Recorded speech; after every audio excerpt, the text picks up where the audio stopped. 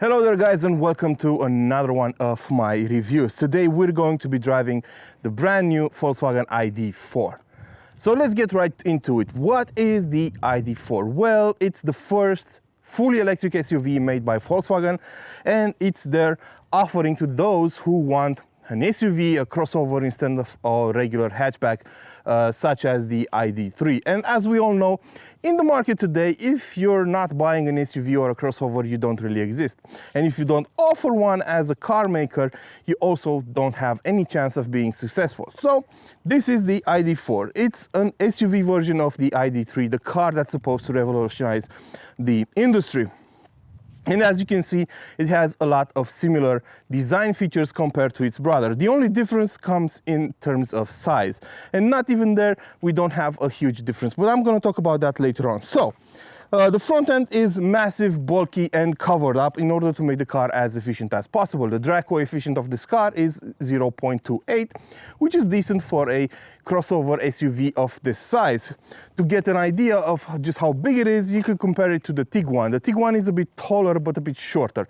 But overall, they have the same footprint on the ground.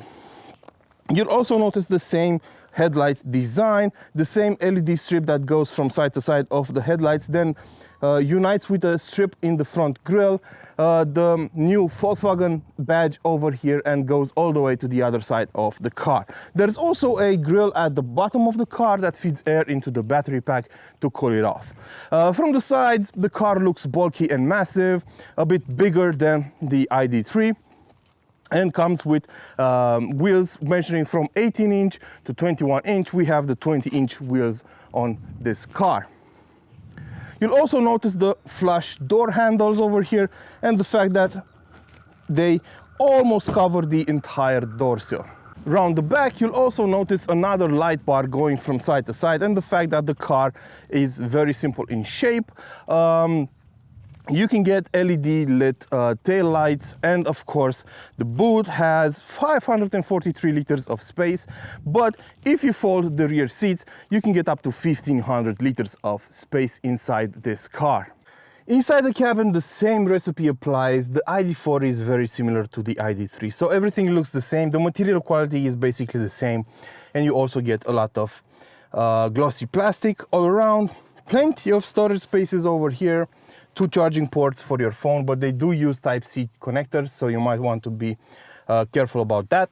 Plenty of storage space in the doors, the door bins, everything looks the same. Now, what I don't like is the fact that you have all these touch-sensitive controls over here. We've seen them on a lot of new models from the Volkswagen group lately, and I'm not a fan. You do get some shortcut buttons over here, but I would have preferred different buttons. You have one for the parking menu, one for the safety assistance systems, and one for the driving modes, as well as one for the climate control. That one I agree with, but it's only a shortcut, so once you press it, you have to fix everything in the climate control system using the screen. The problem I have with this setup is that you have to take your eyes off the road to use it. It's not very intuitive. And I would have used different shortcut buttons. For example, I would have used a shortcut button for the media source and one for the navigation system. But I'm sure Volkswagen had its reasons to go this way. Also, the steering wheel has the same setup with touch-sensitive buttons, but they do also offer haptic feedback. So a bit of an improvement, I think you could say, but not really, because every time I use them, I have to double check too. This is your gear shift lever. Basically, when you get inside the car and you press the brake pedal, the car turns on. You just select the direction you want to go in, like drive if you want to go forwards, or reverse if you want to go backwards, and you're off. The same goes when you're parking. You come to a complete stop, you press the park button, and the car shuts itself off all by itself. I would have loved to have keyless entry too, but Volkswagen is not offering that as standard, so you basically have to take your key fob out of the pocket every time you get into the car and just unlock it and lock it. That's it. That's all you're going to use the key fob for. Other than that, the car will start itself up and so on, turn itself off. The seats are part of the ID first edition package, which means they are wrapped in Alcantara and have leather on brown leather on the sides. They look good, and they also come with the same armrest system as found on the iD.3. The good side is that you can adjust the height of the armrest, but the bad side is that if you have a wider back like I do, you might end up using the passenger side armrest sometimes. So yeah, it depends on your personal preference, but not everyone has issues with this kind of system. The biggest difference in the iD.4 compared to the iD.3 is, of course, the room you get inside, especially in the back and in the front, of course. Well, both places.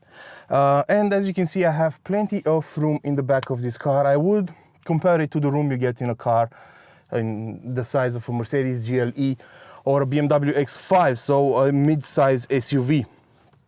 They are quite there's quite a lot of room. The driver's seat in front of me has been adjusted to my comfortable driving position. I'm about 6 feet tall and about 250 pounds. And look how I can fit in behind it. Plenty of knee room, plenty of headroom, not an issue whatsoever. We have the same combination of colors as we do in the front. This is a first edition, so it has this Alcantara upholstery on the seats with brown leather over here. Print really good. The one difference I notice is in material quality. The plastic in the back on the top side of the door panels is a bit scratchier and cheaper than the one up front, but it's not that big of a deal, to be honest. It depends on your use case, if you're gonna have people in the back complaining about that all the time. But most of the time you'll probably be in the front, you and your missus or significant other. Yeah, that's about it. When it comes to driving the iD.4, things feel a bit familiar because it's just as quiet as the iD.3 and rides roughly the same, even though it's a bit harsher in my book. And I think the suspension is a bit stiffer because the iD.4 is a bit heavier than its smaller brother. I mean, it tips the scale at 2.1 tons, and Volkswagen had to reinforce the suspension to make sure it copes with the weight. And it does feel a bit rougher around the edges. But the wheels don't help out either. The one we're testing has 20-inch wheels, and they will take away some of the car's comfort anyway. So if you have the chance, I would recommend getting the 18-inch wheels, even though they're not available on all model versions. But if you can, just get the 18-inch wheels. They will make the car ride a bit suppler, and they will be cheaper to run because 18-inch tires are cheaper to buy. Otherwise, the car is comfortable enough. It's quiet. The suspension is a bit noisier than I expected, but I guess that goes down to the fact that the interior of the car is very quiet, since you have no engine hum breaking the silence, so you can hear just about anything in the road. As far as the technical specifications go, you can get this car in 3 configurations as of now. You can get a 148 horsepower engine motor. You can get a 170 horsepower motor or a 204 horsepower motor. All of them are fitted on the rear axle, and all models are, for now, rear-wheel drive. There will be a GTX model in the future with 300 horsepower and all-wheel drive, which has another motor up front, but that's not available for now. So that's all you can get. In terms of battery sizes, you have 2 battery sizes, 52 kilowatt hours and 77 kilowatt hours. So depending on your needs, you can choose between them, but not all combinations are possible. So for example, you can't get the 148 horsepower motor with the 77 kilowatt hour battery and so on. And the 204 horsepower version can only be had with the 77 kilowatt hour battery. So pros and cons, you can choose and pick and make an informed decision depending on your use case. What I can tell you is that this car is the 204 horsepower version with the 77 kilowatt hour battery, and I was impressed by its range. So during my time with the car, the average energy consumption was 17.7 kilowatt hours, which means you can get up to nearly 450 kilometers of range out of a full battery. Around town, the average energy consumption was around 19 kilowatt hours. The traffic was hectic, but the weather was great. So we had 24-degree weather outside, which is absolutely amazing. It's just perfect for the batteries inside this car, which operate perfectly at 25 degrees Celsius. Outside the city limits at an average speed of about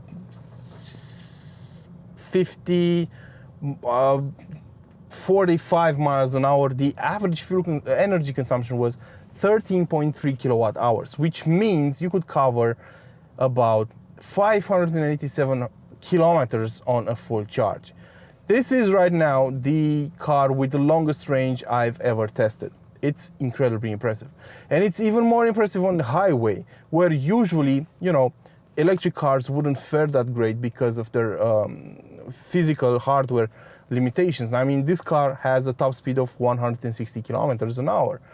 So running it at 130 kilometers an hour for extended periods of time does take a toll. And yet, the average energy consumption recorded by the car was 22 kilowatt hours per 100 kilometers covered, which means you could cover 350 kilometers on the highway before you need to recharge.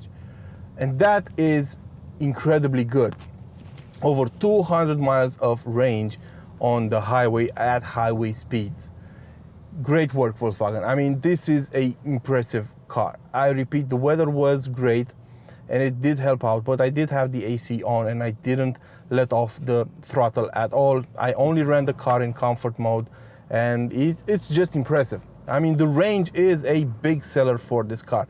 And I have to point something out. Usually when I have these cars for testing purposes, even internal combustion engine cars, after about 3 days, I either have to refill or I have to, when I take the car back, it has like 5 kilometers of range or something like that.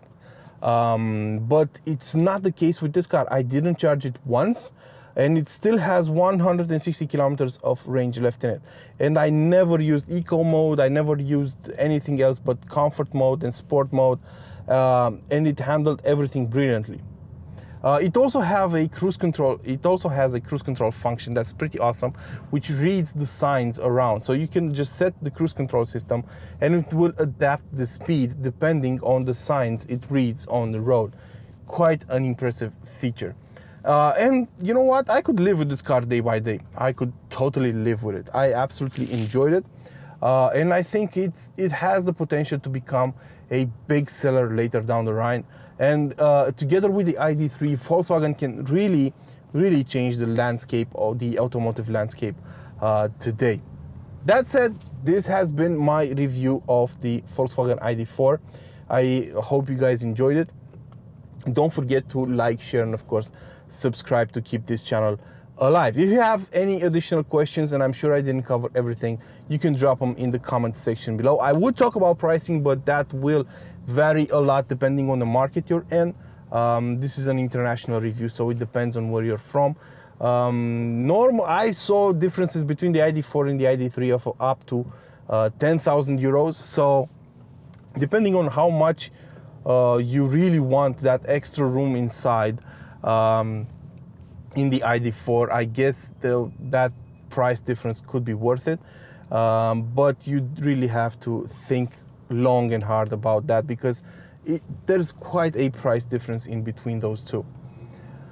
And yeah, I think the iD.3 is this car's biggest rival. That said, thank you for watching. I repeat, if you have any additional questions, just drop them in the comment section below. I'm more than happy to answer them. Until next time, ciao.